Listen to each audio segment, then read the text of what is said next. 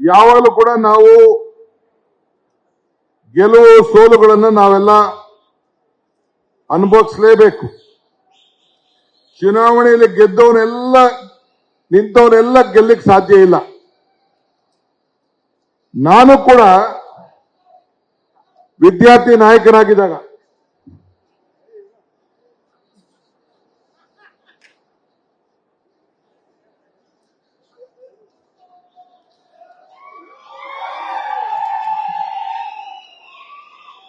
ಸ್ವಲ್ಪ ಡೀಸೆನ್ಸಿ ಕಲಿಬೇಕು ನೀವೆಲ್ಲ, ಗನ್ಮೆನ್ಗಳೆಲ್ಲ. ಸ್ಟೇಜ್ ಅಂದ್ರೆ ಏನು ತಿಳ್ಕೊಂಡಿದ್ದೀರ ನೀವೆಲ್ಲ? ಇದು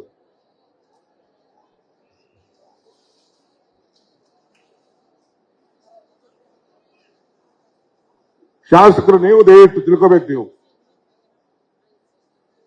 ಒಬ್ಬ ಸ್ಟೇಟ್ ಪ್ರೆಸಿಡೆಂಟ್ ಮಾತಾಡಬೇಕಾದ್ರೆ ಅದು ಸ್ಟೇಜ್ ವ್ಯಾಲ್ಯೂ ಏನು ಅಂತ ಅರ್ಥ ಮಾಡ್ಕೋಬೇಕು ನೀವೆಲ್ಲ.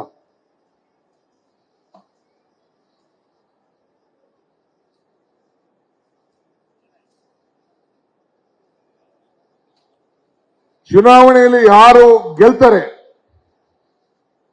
ಅವರು ಮಾತ್ರ ನಾಯಕರಲ್ಲ. ಚುನಾವಣೆಯಲ್ಲಿ ಸೋತವನು ನಾಯಕರಲ್ಲ. ಯಾರು ಪ್ರಾಮಾಣಿಕವಾಗಿ ಪಕ್ಷವನ್ನ ಶಿಸ್ತಿನಿಂದ ತೆಗೆದುಕೊಂಡು ಹೋಗಿ ಶಿಸ್ತನ್ನ ಕಾಪಾಡಿಕೊಂಡು ಕಾಂಗ್ರೆಸ್ ತತ್ವ ಸಿದ್ಧಾಂತವನ್ನು ಬೆಳೆಸಿಕೊಂಡು ಈ ದೇಶದ ಐಕ್ಯತೆ, ಈ ದೇಶದ ಸಮಗ್ರತೆ,